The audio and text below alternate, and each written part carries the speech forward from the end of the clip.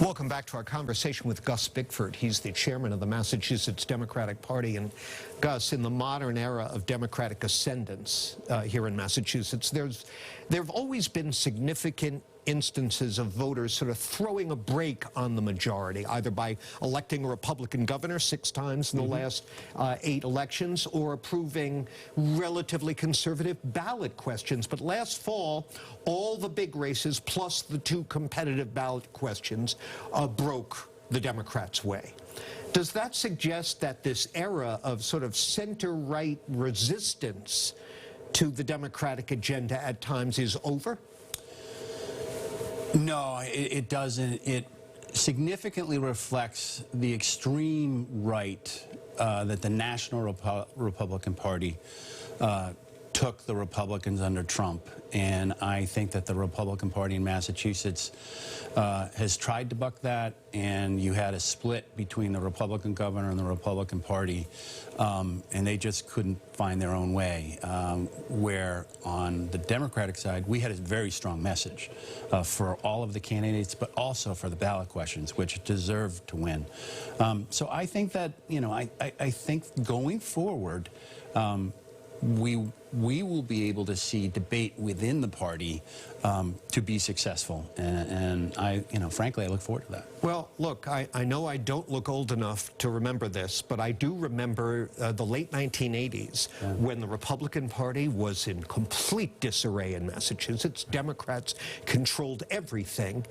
And lo and behold, in the 1990 election, a Republican governor, a Republican veto-sustaining plurality in the state Senate. Could history repeat itself here?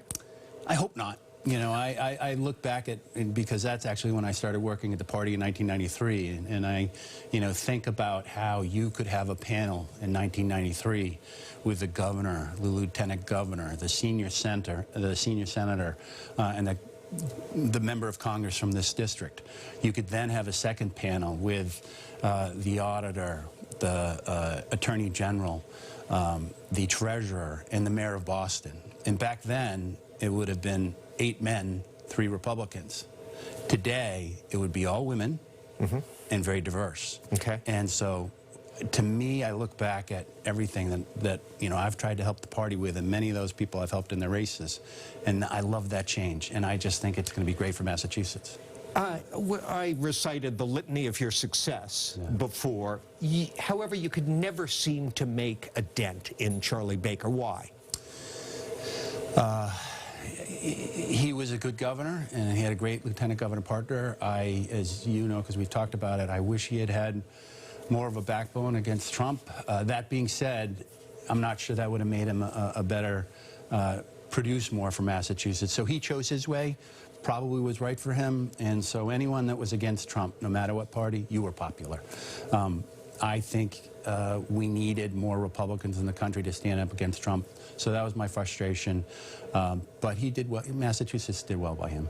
Listen, we're just about out of time, but there's a lot of conversation about whether or not President Biden will seek re-election. He seems to be gearing up to do so.